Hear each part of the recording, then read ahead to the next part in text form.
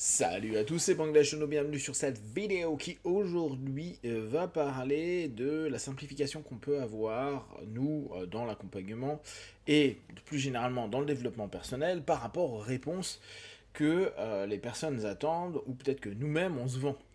Vous savez qu'en ce moment, je suis beaucoup sur la tentative de compréhension du New Thought et donc de voir comment ça a pu influer sur nos façons de fonctionner et comment surtout ça a pu complètement entrer dans toutes les strates culturelles américaines. Alors bien sûr, hein, et c'est là où je veux aller avec la vidéo, c'est multifactoriel. Il n'y a pas un seul truc qui a fait que tout est devenu comme ça, très individualiste, avec une forme de pensée magique, avec des phrases toutes faites, prédéterminées, parce que justement, ce que tu vas te répéter, suggestion, autosuggestion, vont devenir ta réalité. Donc, ta croyance plus la suggestion qui amène à ta croyance va amener un changement.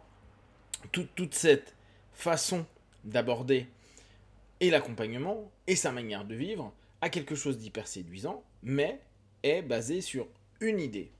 Et très souvent, quand on accompagne les personnes, quand on a nos problèmes, on aime ce principe de pensée magique. On aime ce principe de la suggestion idéale.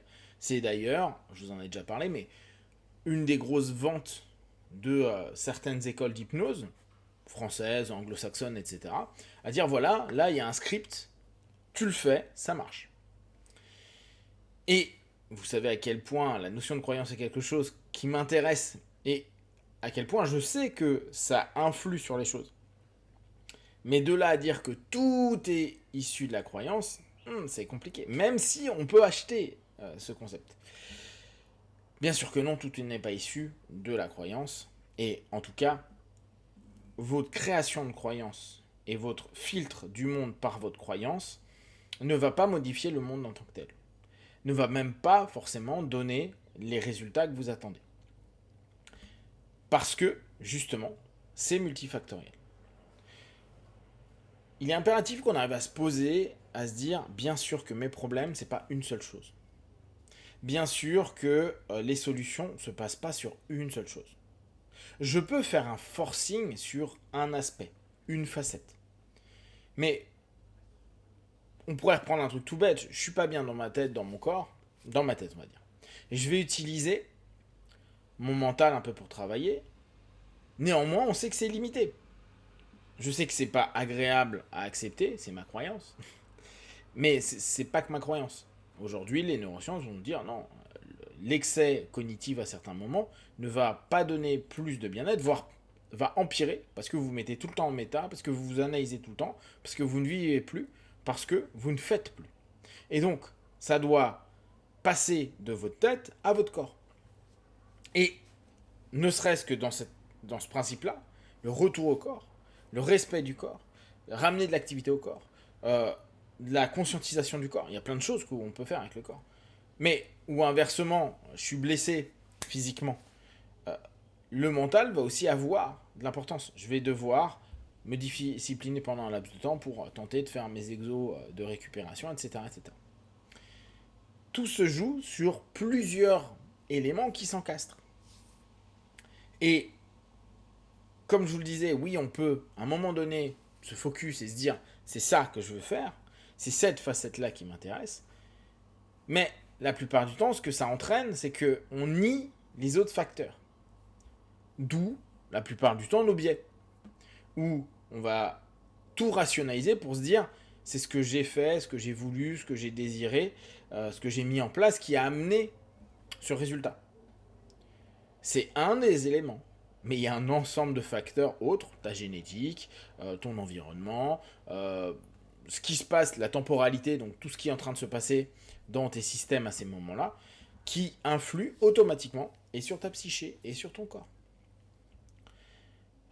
À partir du moment où on a voulu faciliter des réponses, et on l'a avec du décodage biologique, on l'a avec des formes de médiumnie, ou même on reprend dans les travaux plus ésotériques, avec un scan de corps, avec du chi, de l'énergie, du reiki, du prana, du ce que vous voulez qui va venir corriger les choses. C'est une chose qui devrait tout gérer. Et regardez, hein, ça va être un outil qui est polyvalent, qui devrait vous permettre tout à tout niveau. De même, en interne, on va se dire, si je me sens mieux là, je vais me sentir mieux là. C'est pas vrai, je peux me sentir mieux là et avoir un corps tout pourri, tout défoncé, pas cool. Je peux me sentir très bien là et tout pourri, tout défoncé là. L'un ne nourrit pas l'autre. Quand les gens vont dire, ouais, faites du sport, ça va vous faire du bien, etc. Oui, on sait qu'il y a plein de libérations d'endorphines, plein de libérations hormonales de qualité. Il y a plein de choses qui se passent sur votre cœur, etc. Bien sûr. Mais ça ne veut pas dire que les personnes qui sont des gym rats, donc les gens qui passent leur temps à la gym, au gym, à la salle, vont forcément être bien. Il y a plein de gens qui malheureusement sont dépressifs, malheureusement sont pas bien ou sont remplis de tocs. On le sait bien, hein, dysmorphophobie pour des personnes qui sont vachement dans le changement, transformation du corps, bodybuilding, on se rend bien compte que c'est pas un seul truc. C'est pas parce que je m'entraîne comme un fou ou que je médite comme un sage que l'ensemble de ce que je vis va être ok.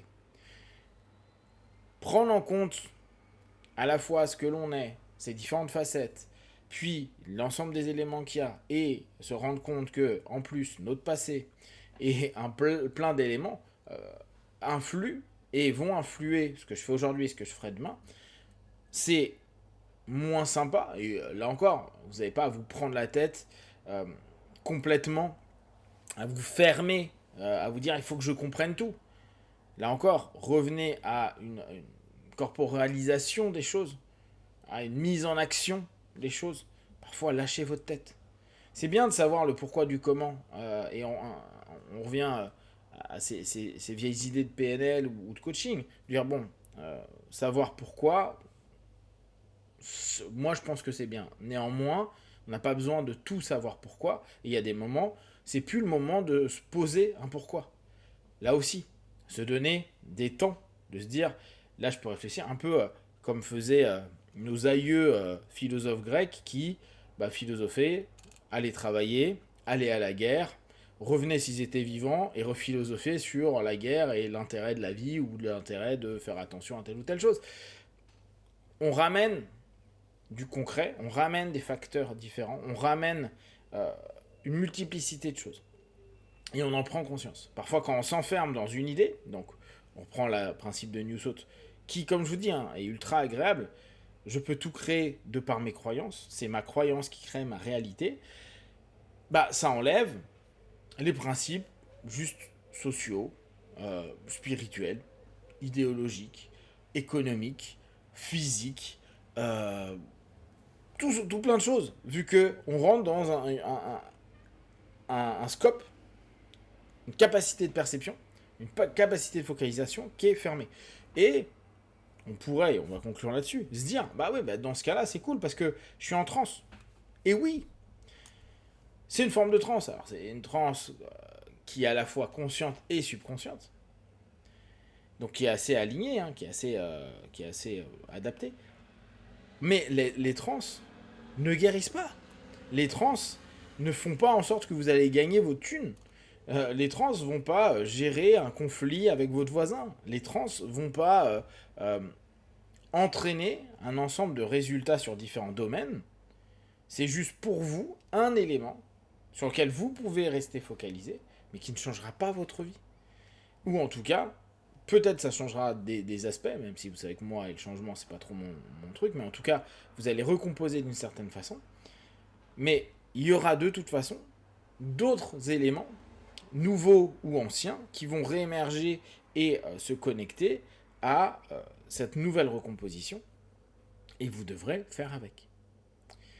Si vous avez des questions, des remarques, n'hésitez pas. Et comme d'habitude, de tout ce que je propose, ne prenez que ce qui est bon et juste pour vous. Testez, observez, analysez et concluez. Be one, ciao.